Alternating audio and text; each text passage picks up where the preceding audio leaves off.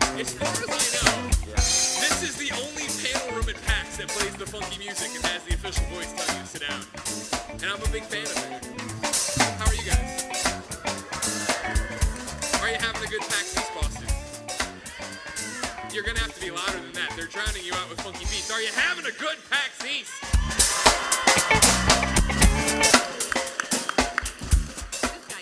Who likes Lara Croft? Then, ladies and gentlemen, we have a hell of a panel for you today. Of course, you're here for Lara Croft, the undisputed queen of gaming. I'm Greg Miller, but I want you to first off give a round of applause for Square Enix. For the folks in the room, each of you have sat down to find a season pass card for all the DLC for Lara Croft's latest adventure, which is exciting amongst itself, but 3 of you have special cards with an email address on the back.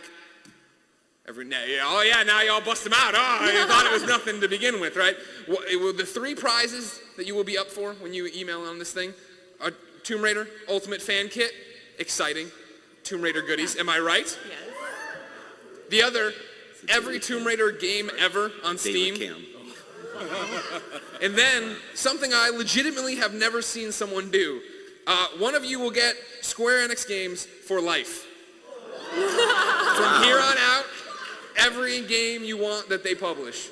You can get them on Steam, you can get them on Xbox, you can get them on PlayStation if you want trophies. Who has them? Who's got one?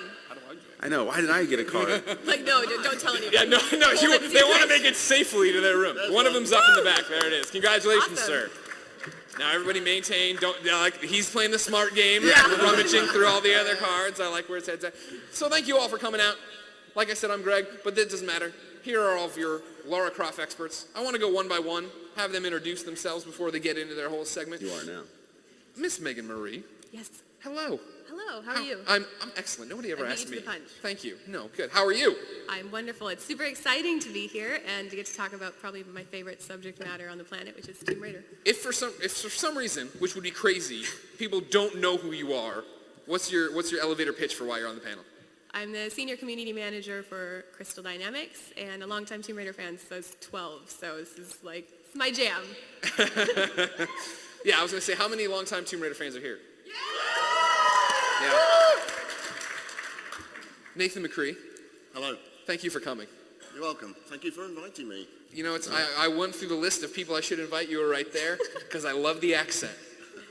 Just say my name a few times. Greg. Oh, Nathan! Let me get my hotel room key. No, it's okay. Nathan, for everyone who doesn't know you, why are you on this panel? I am the composer of the original Tomb Raider soundtracks, Tomb Raider 1, 2, and 3. Mm-hmm.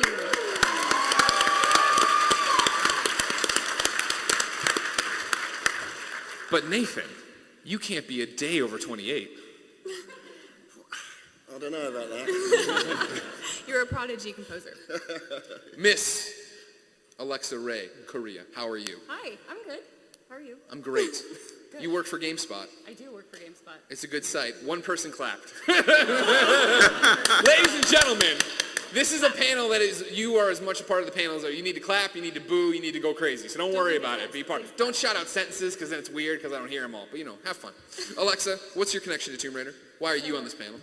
Lara Croft taught me that you can be strong and sexy at the same time, and I owe a big part of my identity to her. Excellent.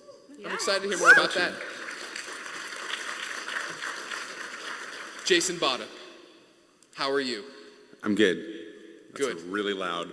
But accept it, embrace it, lean into it. It's their job to fix it, not yours. You don't worry about it. Okay. Are you worried about it? A little. Stop worrying about it. Don't fix it. Jason, what's your real job? Why are you on the panel? Most recently, I was design director on Rise of the Tomb Raider, but I've worked on Tomb Raider for the last 10 years. Mm-hmm. Do you know Nicole Tan? I do know Nicole Tan. I'm a big fan. We all cheered. Yeah. I was like, are Nicole Tan? And then, Mr. Cam Yu, how are you? Very good, thanks. What is your connection? Why are you on this panel? I'm on Rise of the Tomb Raider. I was the lead character artist, and I've been working on every Lara since Tomb Raider 7. Yeah. Damn. That is a lineage. What has kept you around? Why do you want to work on this franchise for so long? What's kept you around with it? Oh, it's just a fantastic franchise. I love working on it. It offers like adventure and excitement. It's great and always keeps me interested. Okay. Megan, Yes. I want you to kick us off. All right. We're here, Lara Croft, Undisputed, Queen of Gaming. That's the title. You all fell for it. You came in because of it. What does that mean to you? Well, I can give you a lot of reasons that Lara is the undisputed queen of gaming. Can we get the panel to pull up the presentation here? Guys, this I'll is show you guys is some Bush stuff. League PAX stuff. Yes. So these are some of my favorite examples of why Lara is the undisputed queen of gaming. I'm just going to go through a couple of the cultural touchstones that she's been a part of over the last 20 years. So in 1996, there's a footballer named David James in the UK, and I'm sure he hates that this follows him around to this day. But he had a real rough game in 1996, and they let a bunch of goals through and so on. And he told a member of the press that it's because he was up playing this new game called Tomb Raider. And the next day, there were headlines reading, James goes from tomb to doom. And so this was like the first time that Lara was in the headlines, and it was showing how much of an impact she had on outside of even, just like the gaming culture, like everybody was embracing her. 1997, Leroy Thornhill from The Prodigy, he said that the Fat of the Land, their album was delayed because everybody kept telling their producers that they were working on the album, and really they were playing Tomb Raider together. The 1997, the cover of The Face, a lot of people associated with the franchise say that this is the first time that Lara really became larger than life, larger than Tomb Raider, sort of, transcended the Tomb Raider itself. This was a British fashion magazine, and Lara was the first digital star to be on it. And inside, she had outfits designed by Gucci and Alexander McQueen. So this was like, they took it very seriously as far as like this virtual model. In 1998, Tomb Raider 1 and 2 was given Millennium Product status by the British Design Council. It was inducted by Prime Minister Tony Blair at the time. In 1999, Croft was named an ambassador of British scientific excellence. And there was a whole bunch of stuff between there, but some of the more modern ones. In 2010, she got 6 records in the Guinness Book of World Records, including most successful video game heroine, most recognizable female character, best, highest grossing computer game spin-off when it comes to movies. Entertainment Weekly named her one of the 100 greatest characters of the last 20 years. She came in at number 17 of like 100 greatest characters. It's pretty cool. This is one that I actually like even more. Time magazine she was on the list of 100 most influential people who never lived. She was the only video game character, and she was there along the lines of people like Don Quixote and Sherlock Holmes, Captain Kirk, Romeo and Juliet. So if you think of like the entirety of fiction, she made that list. That's incredible. So that's the sort of stuff. Oh, and there's also Lara Croft away in Derby. Derby. I've been calling it Derby forever, and now I have someone who's from there, and then now I've been corrected, Derby. So she had a road named after her in her hometown, was in the Smithsonian Art of Video Games exhibit, the same thing for Victoria Albert Museum in the UK. So there's this huge lineage of her and Tomb Raider, influencing outside of the gaming realm, and everybody knows her. And because of that, there's been all this great parody throughout the years. I love this stuff. So we've got Looney Tunes, we've got Mad Magazine, we've got Storeroom Raider, that's one of my favorite, Robot Chicken. I love anyone like the Spice Girls? I love the Spice Girls. So the Spice Girls movie. If you don't like the Spice Girls, the door is right there. That was one of the first games I bought with my own money, and the clerk thought I was joking as a kid. I was like, no, I really want it. Anyway, so the Spice Girls movie, they were playing Tomb Raider in their giant van, which was great. They're two of us. So that kind of stuff is just so cool to see. And there's even been homages in Ally McBeal. There's a K-pop band called AOA, and they had Lara Croft in it at one point in time. And it just continues along like those lines. And a lot of that had to do with the fact that she was very marketable. So she was someone who, could be used to promote brands and so on. So on the left, we've got the Visa commercials. We have the Lucozade, which they renamed it Larazade. She did this series for G4 where they had the Angel of Darkness Lara paired with like live action person who was interviewing her, and she's talking about her early life and how someone used to tease her as a kid and so on. Just really unique campaigns. And I love these ones. How many of you guys know that Lara released album. 2 albums. 2 albums. I'm not joking. So the ones on the top left are Rona Mitra. She was one of the original Lara Croft models. And she released an album with one of the producers of the Eurythmics. And she released it as Lara. So it was, Lara Croft was Dave the artist Stewart. on there. Yeah, Dave Stewart. Dave Stewart. Yep.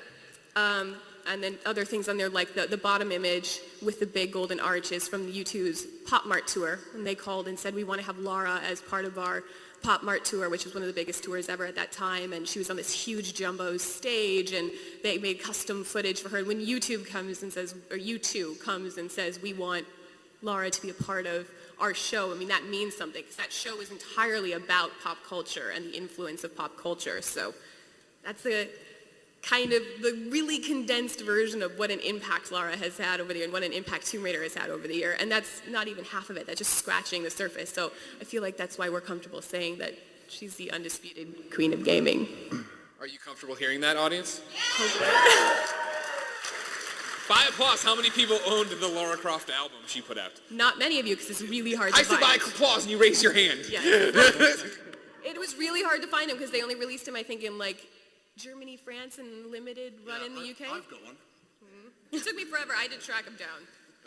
So then, Nathan, going through all that, most influential people who didn't live, all these different things that are on there, what does that feel like for you as somebody who played such a key part in it? I mean, you were there in the beginning. You composed these games. Wow. Okay. Yeah, isn't that great? I don't know if everybody's happy I've dug up these photos. Maybe you are a bit older than 28. I didn't. I look a lot younger there. So, I mean, what is it like, I guess, right now to be, when you were working on it, did you think that this was going to become this? No, none of us really knew that at all. For me, it was just another game. Myself and Martin Iveson, we were writing about 12 games a year, and I was doing mostly orchestral scores. And so when Toby came in to see me in the studio and told me about Tomb Raider, it was just another game. Sure. Just another orchestral score. So no, we had no idea that it was going to go as crazy as it did. And of course, when it did happen, we were all over the moon. And to this day, I feel really lucky to have been a part of that project. So then dial it back. What are we looking at in these photos? Because this is core design here at the onset? That's the core design building, top left. That's below that is Toby and a cardboard statue of Lara. In the center, there's me, of course, in the studio where I wrote the score. Sitting on your desk. Yeah. No, that's just how he composes. This is how I often owl as well when I'm working in my office. It's a special skill I have. I play the keyboards backwards. Then top right, we've got the sort of core, to coin a phrase, the core team. If I can remember all their names, gosh. Paul from the right. There's Paul, Neil, Heather, Toby, Gavin, and the back guy. I can't remember his name. Didn't matter. Doesn't matter. He was the one who's like a female protagonist. No one will buy that. And then bottom right, that's inside the core building, I think. Is that the lobby? Sure. I'm not sure. But I think it's looking down the corridor, actually. Towards one of the dev rooms. So, you said it was just another game for you guys. How many games did you put out at that point? Were you doing extremely well? Was core like a thing already? Yeah. I joined the company in '93, and they were already making a name for themselves. They had titles like Chuck Rock. We all remember Chuck Rock. And a few others I can't remember. And so, we were churning out games really quickly. There were smaller games in those days, obviously. So, I remember writing scores for games inside of a week. I would do like between sort of 7 and 12 tunes in a week, and then a few days making sound effects, and that was it. It was out the door. And so you were then on to the next project. So, like I say, on the sort of lead up to Tomb Raider, I was doing certainly a project every month. It was crazy. It was really exciting though. I enjoyed every minute of it. Of course, and, yeah. you know, it really was a dream job for me, you know, being paid to write music. I can't think of a better job than that. So with you churning them so fast, when you get to Tomb Raider, the original one, like, are you looking, is it something where you're looking for inspiration, you're watching how it's coming together, or are you just like, okay, there's temples? Well, you know, it's funny because a lot of the time, I didn't actually see a lot of the game that I was working on. You know, sometimes we'd just be given a word like, you know, boat or jungle or cave, you know, and so you had to write... Was the studio run by a 3-year-old? Oreo milk. You know, there just wasn't really much time to really sort of look at the games, and I don't remember looking at Tomb Raider very much at all. The main inspiration for the music really came from me talking to Toby about Lara Croft and her character. You know, we obviously we were looking for an orchestral score, and Toby and I said, you know, well, let's have English classical music. She's a classy English girl, you know, she's intelligent and you know, clever, but sassy as well. And of course, you know, beautiful. So the idea was to sort of try and encompass all those sort of buzzwords into the music. And, you know, I was a bit bored of sort of listening to game soundtracks that were all action orientated. It was just action, action, action, action all the way through. And I didn't want to write that. I wanted to write something that was more descriptive, more filmic, and that told more of a story. So that's really what I tried to do. So does this small studio feel, like the way, as fast as you were going through making tunes, does that continue to be the case when Tomb Raider explodes, when everybody cares about it, or did you guys have to suddenly change like your studio philosophy, your culture? Yeah, a lot of things changed after the first one. You got rid of that guy you can't remember in the back. Yeah, I'm the little guy at the front, actually, on the left. Yeah, you know, the team changed, and it got bigger. I had a little bit more time to write the music, although I wrote twice as much music, so it worked out to be about the same. You know, the project got bigger, more sound effects to make. You know, the script was bigger, so there's more VO, more actors involved. So yeah, you know, bigger production, so a bigger team. Sure. But it also changed people's attitudes.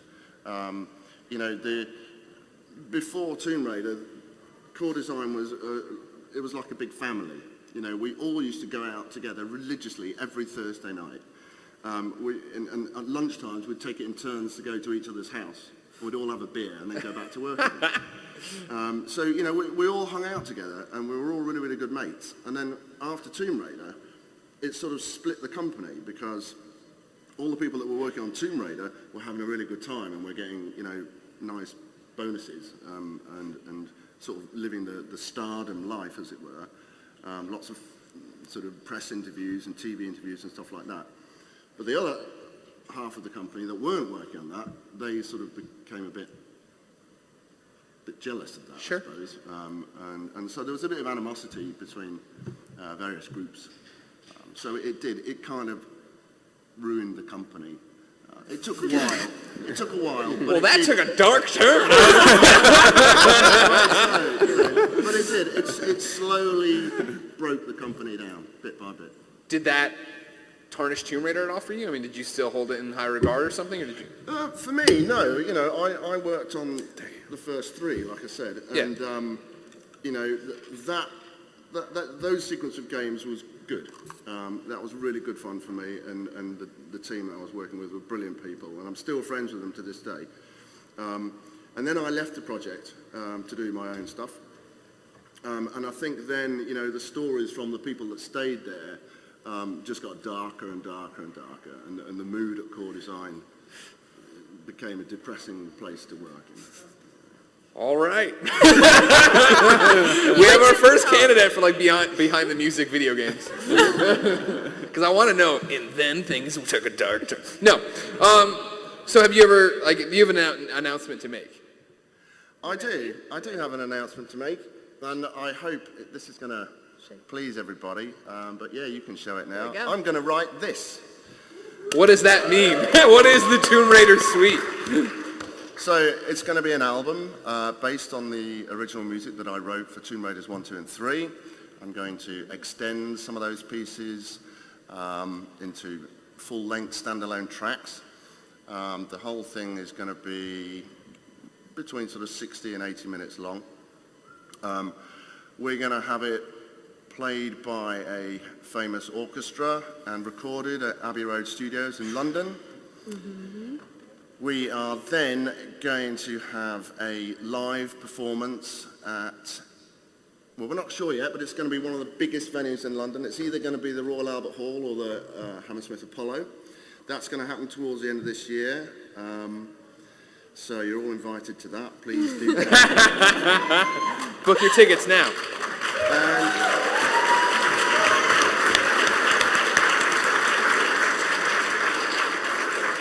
And finally, we're going to film the whole process and make it into a documentary film or documentary TV film. Nice. So you guys can see how I made it. Yeah.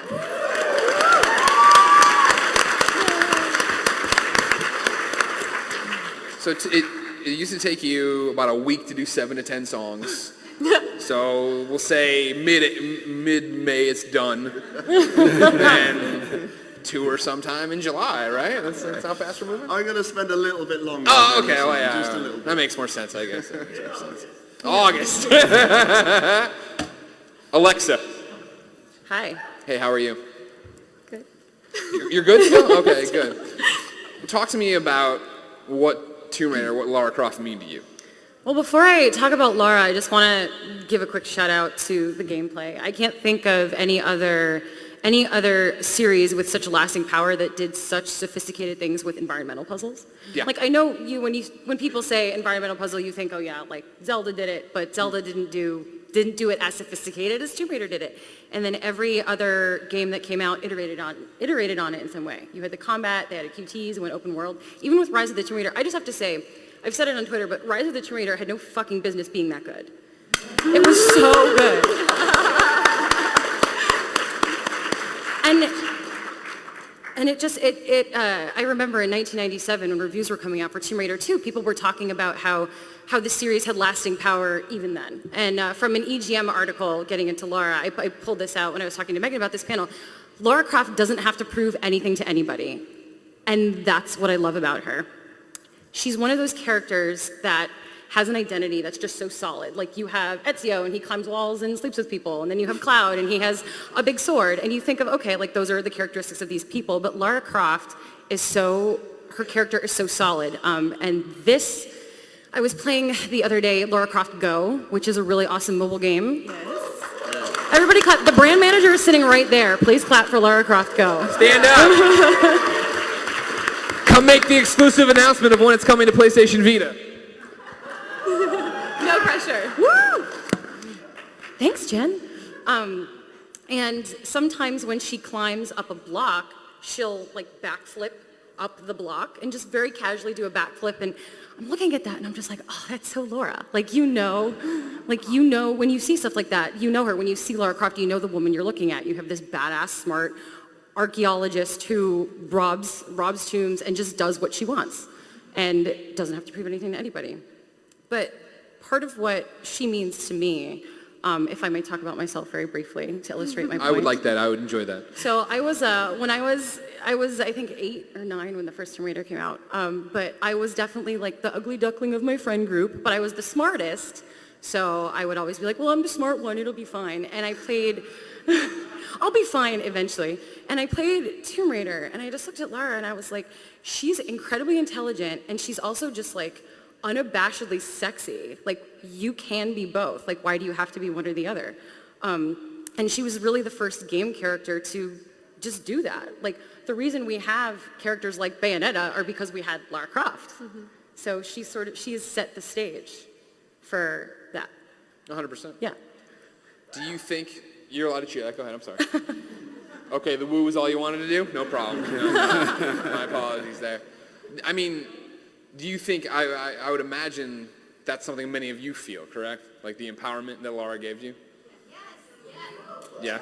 I mean, that was the thing. I remember playing it on my PC and being like, oh man, why aren't there more people like this? Why aren't there more characters like this in gaming? Yeah. I mean, do you think that message is still resonating, Alexa, in 2016? Yes, I do. Her games, if you've, I think I'm going to use Rise of the Tomb Raider again as a really good example of this, but Lara, in every single game, she's not out for revenge. She's not out to, like, shoot dudes up. She's searching for truth. Yeah. And not just, like, the truth of the world or, like, the truth of an artifact or the truth of a place. She's searching for her truth. And I think that search for our truth is it's something that we all do. We all search for our truth, and she's searching for her truth, and I think that's what makes her relatable, and that's what gives her that staying power, that just never-ending search for truth. Megan, what are we looking at? Lots of magazine covers. Oh, okay. These are not even, this is just a fraction of them, but I thought it helped illustrate what she was talking to.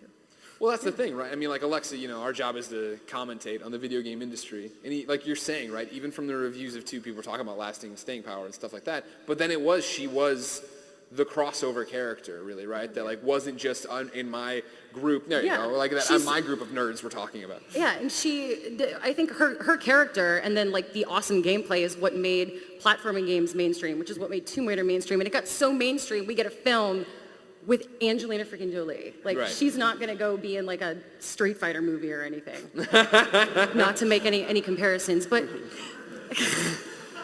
I like the one from over there. Oh. But she really put them on the map, and I think when, I don't know, like I have parents that are, in their 50s and don't understand my job and don't really know anything about video games, and whenever I like talk to my parents about it, they're like, oh, like that Tomb Raider thing, like even they know what it is. So. That's if Alexa's parents know about it. I hope they're not watching. That means it's a real big hit. I hope they are watching. What's up, Koreas? Good to see you. Thanks for tuning in. Do you think it's going to be that way forever? Yeah. People always connect to this character? Oh yeah. I mean, we have a dozen cosplayers here and like more out there, and like so many people just involving themselves in her world and iterating on it with cosplay or fan fiction or fan art. Absolutely. Okay. Yeah. Cam, you? Yes. No pressure. None. As you work on this thing what? My notes are out of order. No. Cam, Yeah. sit down and shut up. Jason, how are you? No pressure. Don't screw this up. Not this panel. The panel's off the rails already. But the game.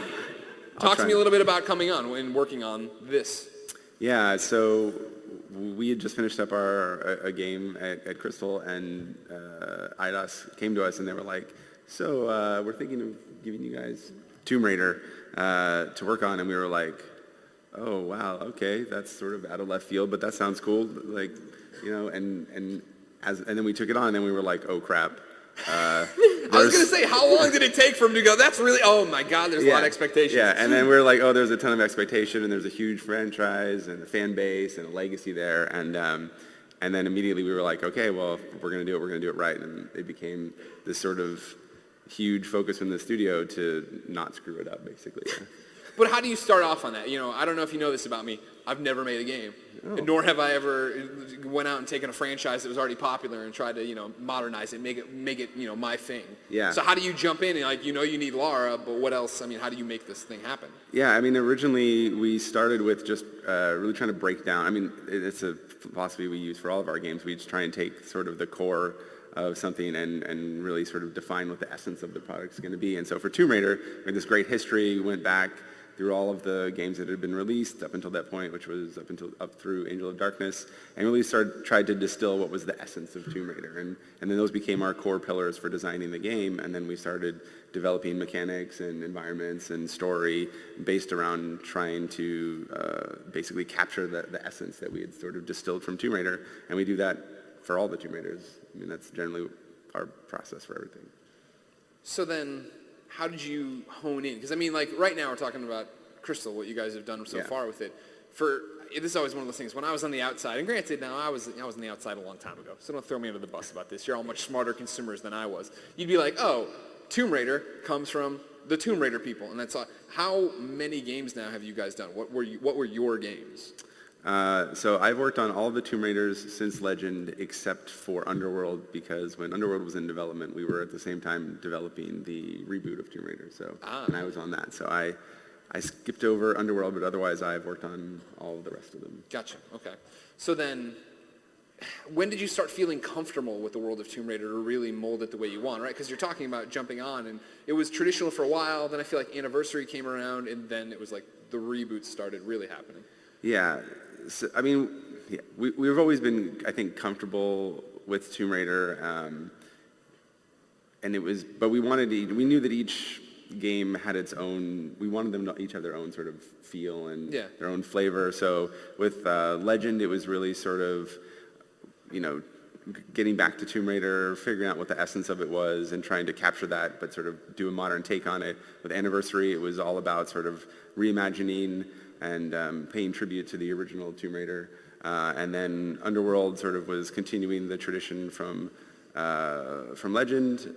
And then when we did the reboot, we knew we wanted to do something new. We knew we needed to keep Tomb Raider fresh and to keep Lara relevant. We needed to take a new approach to the franchise. And we spent a long time, ton of time, going through a bunch of ideas about what was Tomb Raider going to be, what was going to be the new version of Tomb Raider.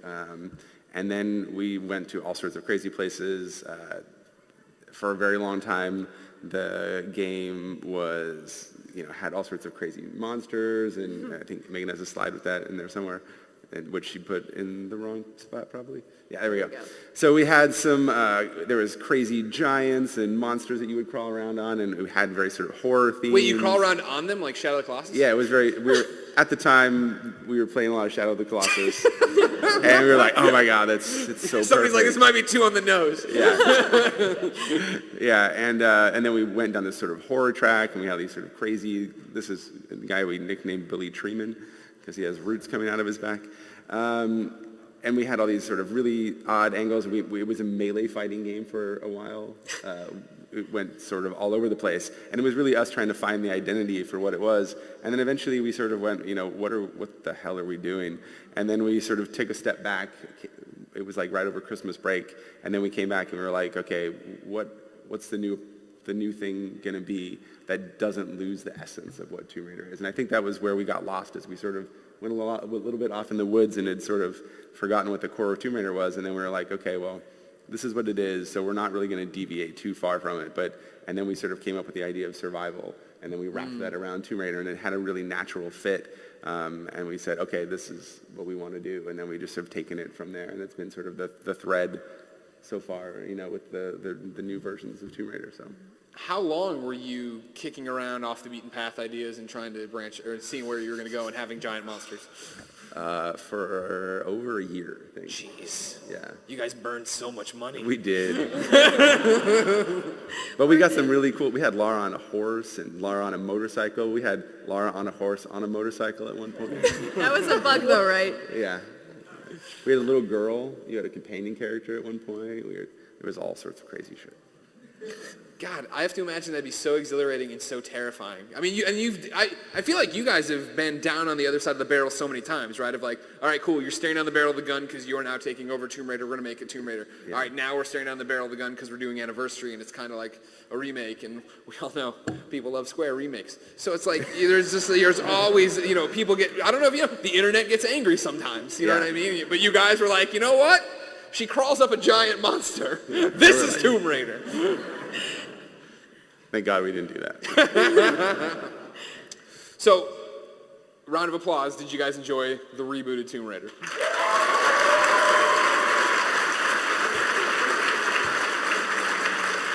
Me too. That's the thing, I mean, to echo Alexa, right? Like, you guys came out and, it's another Tomb Raider, cool. And I remember that first time we saw that game, and you're like, no way. It won't be like this the whole time. And then you played through that game, you're like, it was like this the whole time. You touched an Xbox for that game. Huh? You touched an Xbox for that game. I did. I broke my golden rule. Except for that State of Decay. And then, Rise of the Tomb Raider, and just also super fantastic. So congratulations, and thank you guys for doing that. Thank you for going off the beaten path to come back to this, to find what, I guess a 2016 or current day Lara Croft should be. Yeah. Thanks.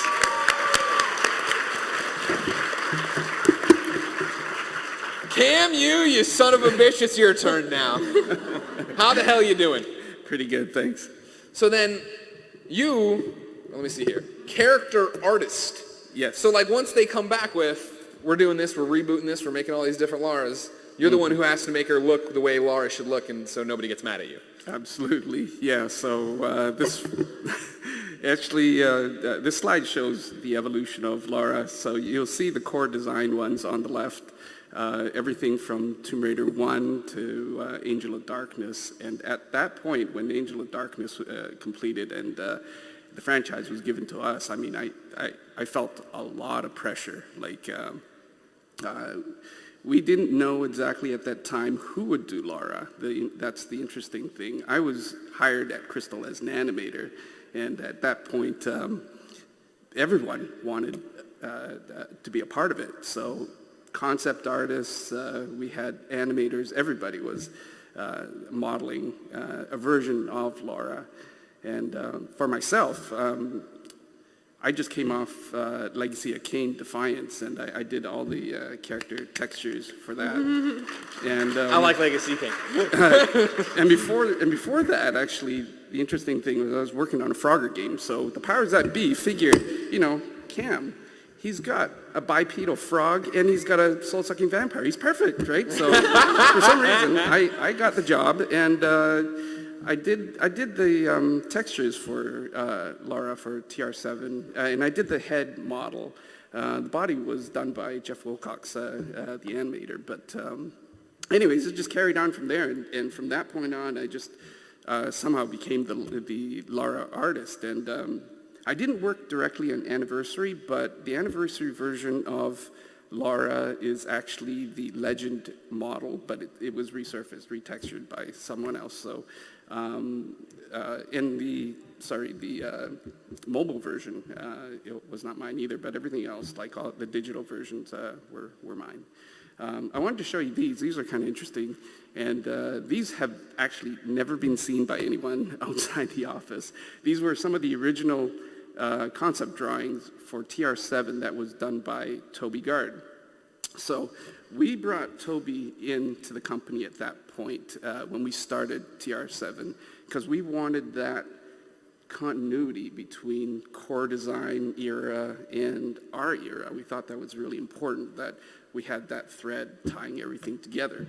So he came in, and he was great. He did a whole lot of sketches, and I worked very close with him with models of the Tomb Raider 7, TR7 Lara, and the one on the right actually comes pretty close to what we eventually ended up with. But we experimented with a lot of things. Initially, when we started on TR7, it looked, quite frankly, a lot like the Angel of Darkness one. And we love that model. I still look at it. I think there were design decisions made on that model that were really fantastic.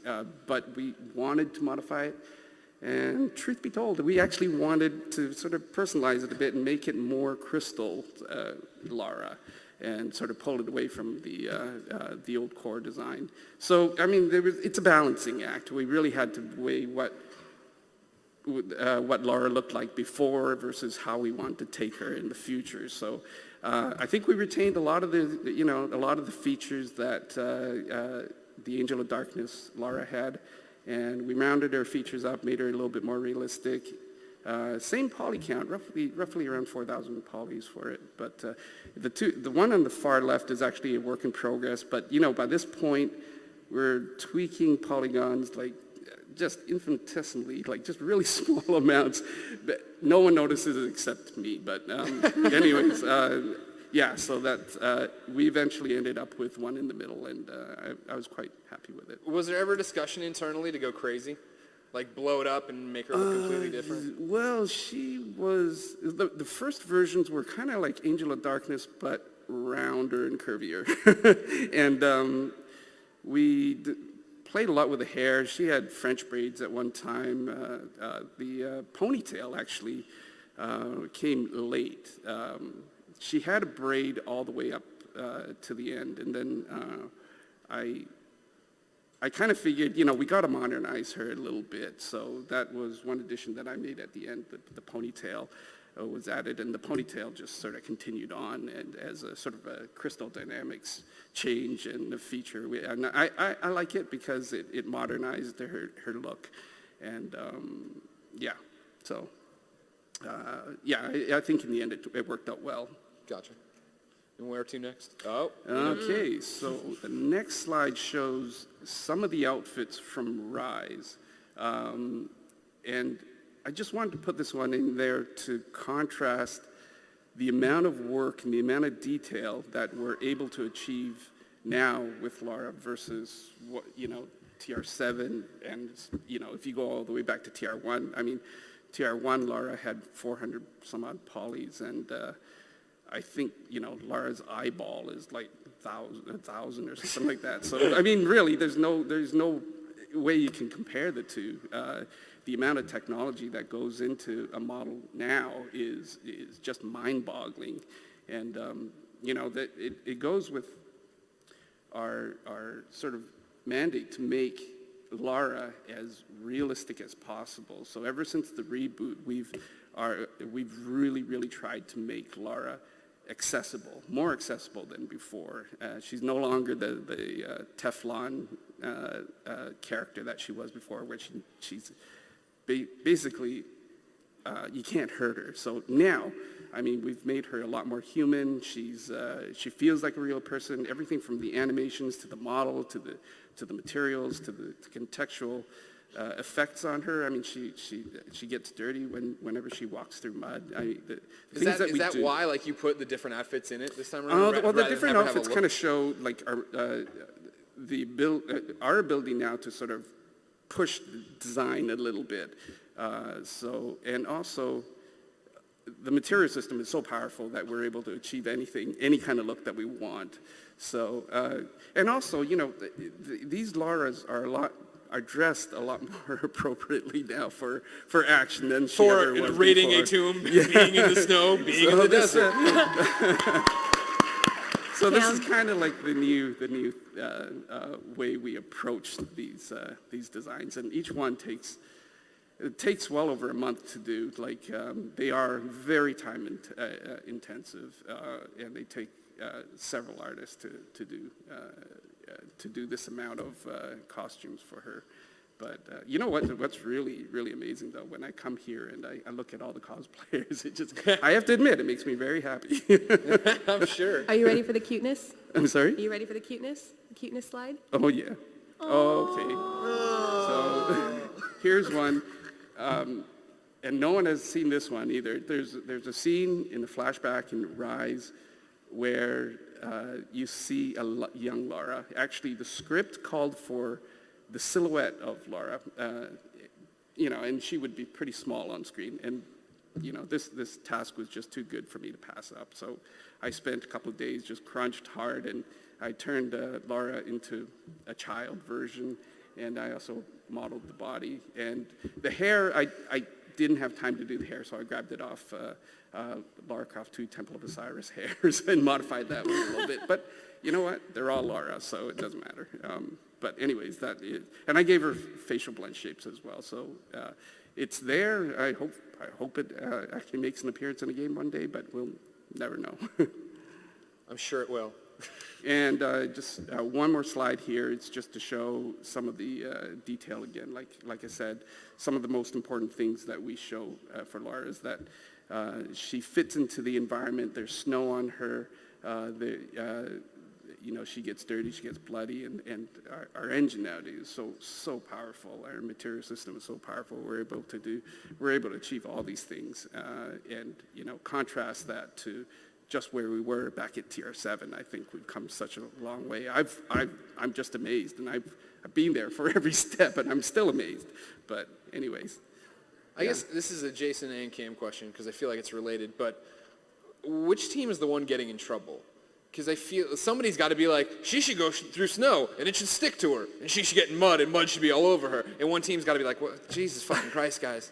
We got to put this game out at some point. I can't animate all this stuff and do all this stuff, or I can't artistically design all this. No, we all kind of felt that she had to fit into the environment, but Brian Horton was really a proponent of that. So we just had to do it for every single outfit. Every outfit actually undergoes that same transformation. So it was a lot of work, a lot of lost sleep there. You don't sound bitter about it at all. You don't sound like a man beaten down by years on this game. No, this is a great project. I don't have any complaints. So then, Megan, Yes. what's the sum of all these parts when we talk about all these different things? Well, I'm super excited to announce something that I've been personally working on, and one of the things that has helped me had an even greater understanding and passion for this franchise. I thought I knew, as a longtime fan, basically everything about Tomb Raider, and it's amazing how much I didn't know. But we're super excited to announce that there's going to be an official 20 years of Tomb Raider book. This is going to be like the most... It's going to be basically the most comprehensive look at the entire franchise that's out there. And so this is covering everything from the core design games, Crystal Dynamics games, the comics movies, our amazing community, pop culture influences. I've talked to over 150 contributors, whether it is interviews or getting exclusive assets. I think I asked over 1,000 questions in these interviews, and I'm currently at 140,000 words, and they're going to cut me off soon. I just stopped apologizing for over my page count. I was like, I'm just going to give it to you. Like, there we go. But I've talked to everybody, including Jeremy Heath-Smith, who founded Core Design, Heather Gibson, Gavin Rumry, Andrew Sandham. Richard Morton was a huge help to me. He was one of the people that worked at Core Design, and I think Tomb Raider fans will be super excited about this. We have a section in the book called The Games That Never Were, and I've got a bunch of info that he gave me about the Core Design Anniversary Edition.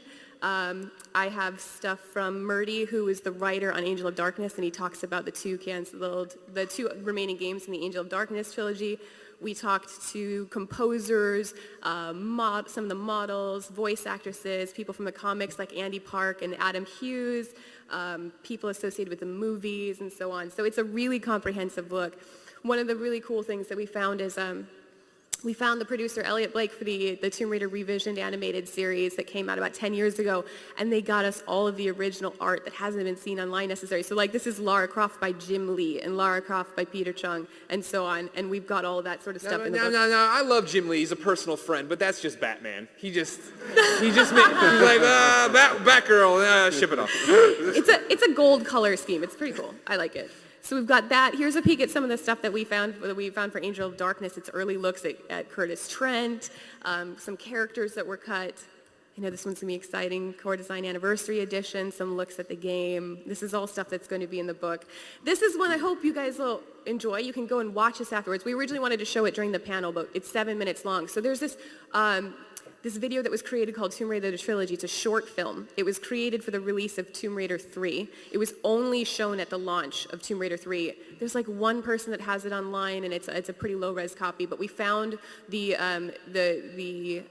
producer on it. Her name is Janie, and she found the original tapes, and so we had it digitized, and as soon as this panel is done, we put it up on our Tomb Raider account, so you can watch this like 7-minute detective noir sort of styled Tomb Raider live action video. It's super cool. So we found things like this while writing the book, which was really fun. And the thing that I'm so excited about is we have a huge section dedicated to fans, because our fans are amazing. They are the lifeblood of this franchise. I think that we don't, yeah, seriously.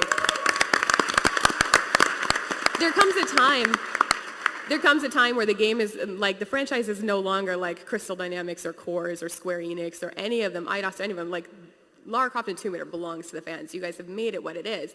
And so the book has sections on our fan sites, on fan fiction writers, on fan films, a huge section dedicated to our level editors. If any of you guys want to play the classic games, there's over 2,000 custom levels online, and you can play the classic Tomb Raider games like Original Adventures. This is one I love to show. So this is our fans growing up with Tomb Raider. These are two of our fan artists that are featured, and you can see their art and how it's changed over the years, because people have grown with Tomb Raider. Their skills have evolved. I'm going to embarrass Annie right now. This is Annie right now. She's one of the original Lara lookalikes from 1999. She's been dressing up as Lara. Stand up for a second, Annie.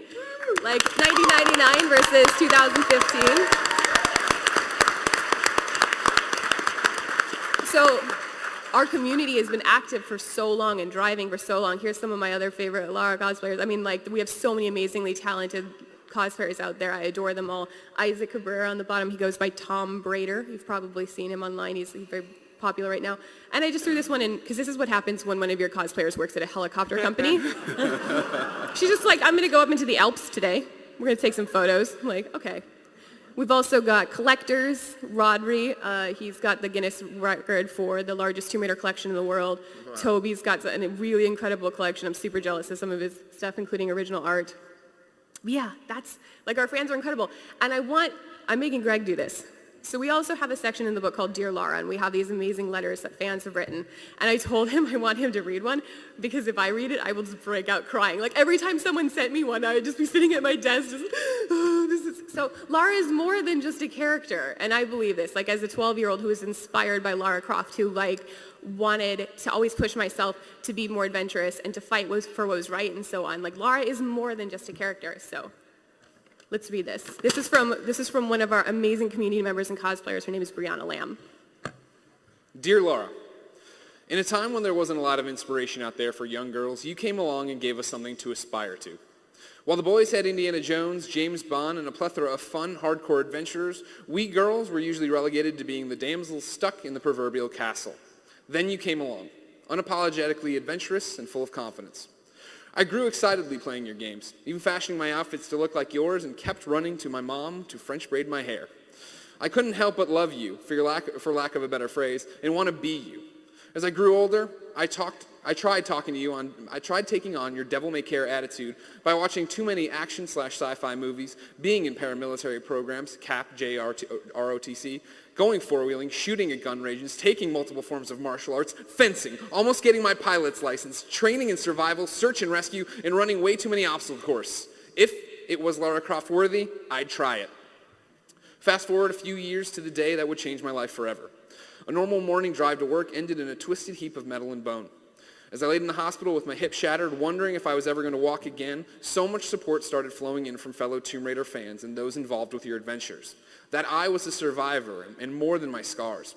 Suddenly, being like you went from something that I loved daydreaming about as a kid to a deeply personal connection.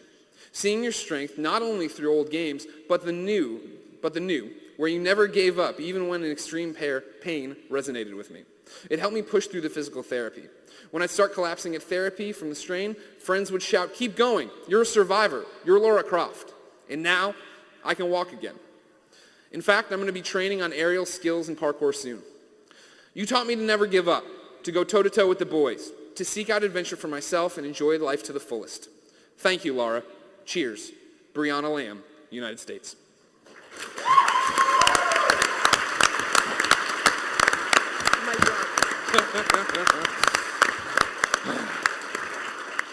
It's heavy. It's heavy stuff from a video game character who we all love. Ladies and gentlemen, please put your hands together one more time for your panel of Lara Croft experts. Continue being amazing fans. Thank you.